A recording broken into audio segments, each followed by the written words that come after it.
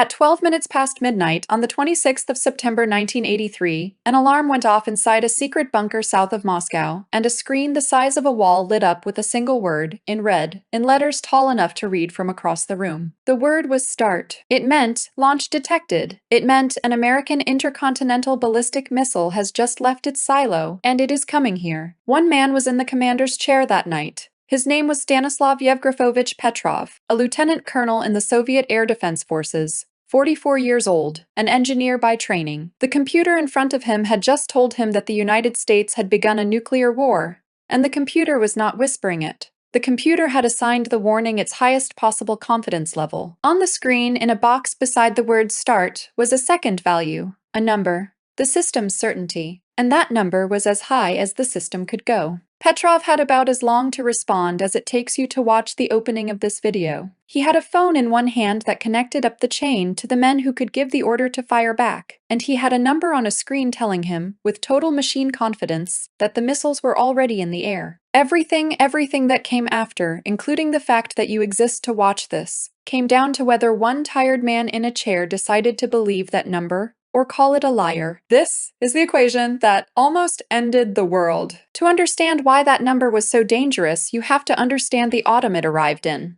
The autumn of 1983 is, by a wide margin, the closest the Cold War ever came to becoming the hot one. Historians who study this period have a name for it. They call it the year the world nearly ended by accident. And it was not paranoia. The fear was structural. It was built into the math of the weapons themselves. Here is the situation. By 1983, the Soviet Union and the United States together held something on the order of 60,000 nuclear warheads. Enough, several times over, to end industrial civilization. And the entire fragile peace between them rested on a single brutal idea, that neither side could ever win, because neither side could strike first without being annihilated in return. The strategists gave this a name so honest it sounds like a joke. They called it Mutual Assured Destruction. Its acronym is MAD. But Mutual Assured Destruction only works if both sides can retaliate.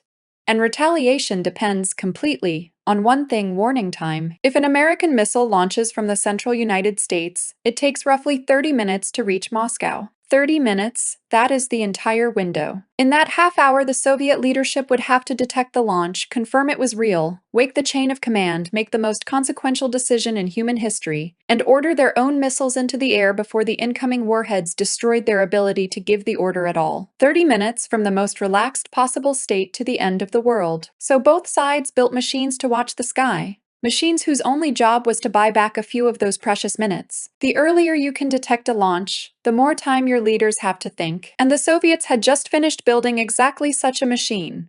A network of satellites that could, in theory, see an American missile the instant it cleared the silo. They called it Oko, the Russian word for eye. And there is one more thing you need to know about the autumn of 1983. 3 weeks before that night in the bunker, on the 1st of September, a Soviet fighter jet had shot down a civilian airliner, Korean Airlines Flight 007, after it strayed into Soviet airspace. 269 people died. The world was furious. The American president called it a crime against humanity. Relations between the superpowers had not been this poisonous in 20 years. And inside the Soviet leadership, a genuine clinical fear had taken hold.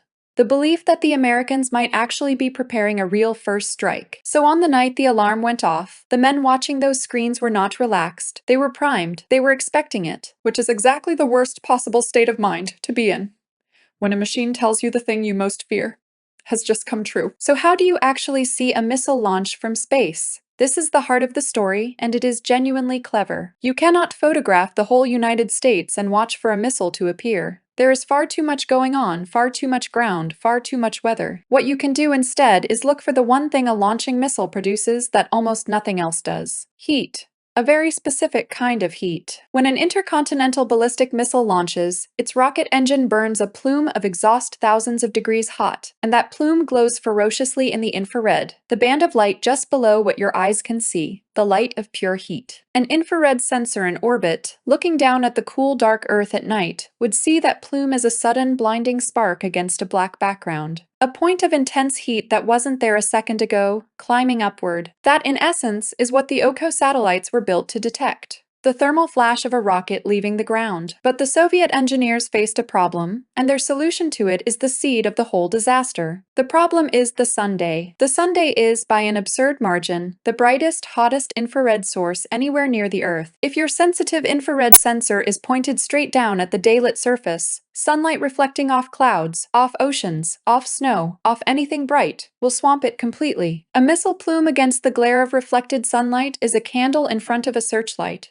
You would never see it. So the Soviets did something elegant. Instead of placing their satellites in a low orbit looking straight down, they placed them in long looping, highly elliptical orbits. Orbits that, for hours at a time, parked the satellite high above the horizon and let it look across at the United States, almost edge-on. Not down at the ground, but sideways, so that the American missile field sat against the black backdrop of deep space, just above the curve of the Earth's edge. The line where the planet meets the void, the astronomers call it the limb. The genius of this is that a missile rising off the limb would climb up against pure black sky. No bright ground behind it, no reflected sunlight to drown it out. The plume would stand out cleanly. The satellite was designed, deliberately, to look at America along a sliver of darkness at the edge of the world. And it worked. For most of every orbit, it worked beautifully. But that sliver of darkness at the edge of the world is a knife that cuts both ways. Because there is one specific geometry, one specific alignment of the satellite, the Earth, and the Sunday, where looking at the bright edge of the planet stops being the safest direction to look, and becomes the single most dangerous one. We will come back to that, hold on to it. Because that geometry is the murderer in this story. Now we get to the mathematics, and I promise you it is not only simple, it is one of the most useful ideas in the entire modern world. Every detector ever built, your eyes, your ears, a smoke alarm, a radio, a satellite watching for missiles, faces exactly one problem. How do you tell a real signal apart from random noise? This is the problem, it is everywhere, and it has a name. Signal to noise. Imagine you are listening for a friend calling your name across a crowded, roaring room.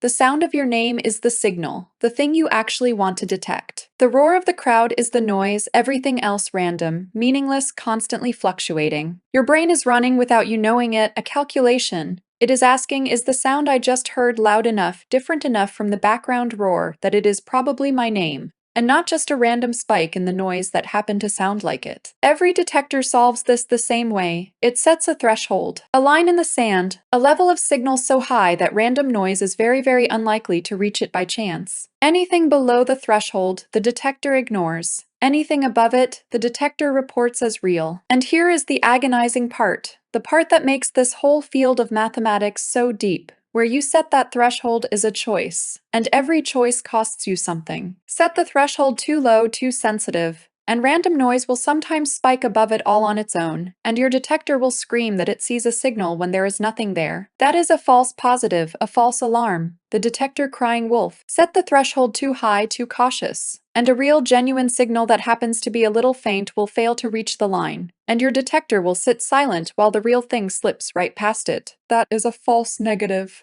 a misdetection. The wolf walking in while the alarm stays quiet. You cannot eliminate both. This is the iron law of detection. Every threshold you can possibly set is a bargain between two kinds of failure, and you are always trading one for the other. Now think about what that means for a machine watching for nuclear war. What is the cost of a false negative, a missed detection? If the satellite fails to see a real American launch, the Soviet Union loses its warning time and could be destroyed before it can respond.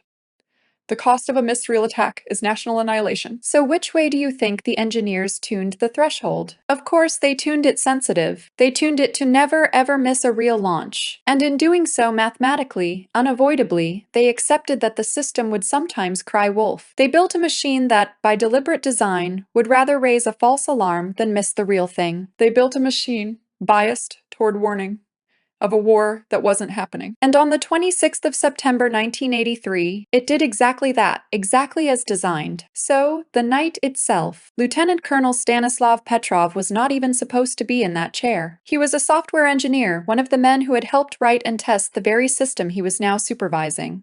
He pulled the duty shift that night, the overnight watch at the secret command center called Serpukov 15, because another officer was unavailable. So the man sitting at the controls of the early warning system, on the worst night of its life, happened to be one of the few people on Earth who understood, in his bones, how it actually worked. Whether that is luck or fate, I will let you decide, but it matters. Hold on to it. At 12 minutes past midnight, the system screamed. The siren went off, the wall lit up, and the screen displayed the word that the entire apparatus existed to display: start, launch. The system reported that a single intercontinental ballistic missile had been launched from a base in the United States and was now climbing toward the Soviet Union. And beside that report, the system showed its confidence. The highest level the machine could assign, the readout by Petrov's own later account, flashed the warning at maximum reliability. The computer was not hedging. The computer was not flagging uncertainty. The computer was as sure as it was capable of being. Every alarm in the room was telling him the same thing.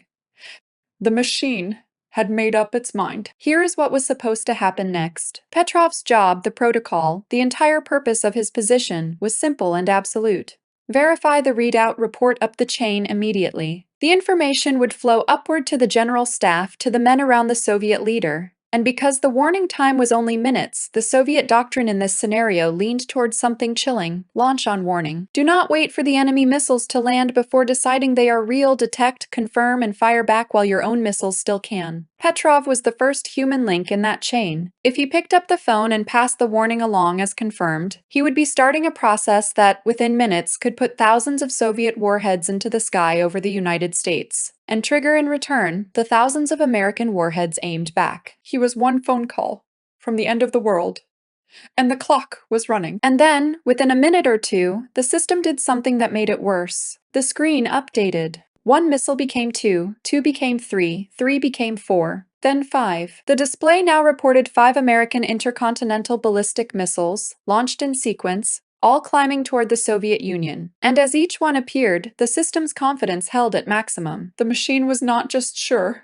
The machine was building a picture, a pattern, the opening salvo of a nuclear war, unfolding line by line on the wall in front of him. Petrov had, by his own estimate, somewhere around 12 minutes before those reported missiles would reach their targets. 12 minutes to decide whether the most sophisticated warning system in the Soviet arsenal was telling the truth, or whether it had just done the one thing he of all people knew it was capable of doing: lying. Crying wolf. Exactly as the math always said it eventually would. So put yourself in that chair. You are looking at a machine you helped build, displaying its highest possible confidence, reporting 5 inbound nuclear missiles. The protocol says report it, the doctrine says launch on warning, the clock says you have minutes, and the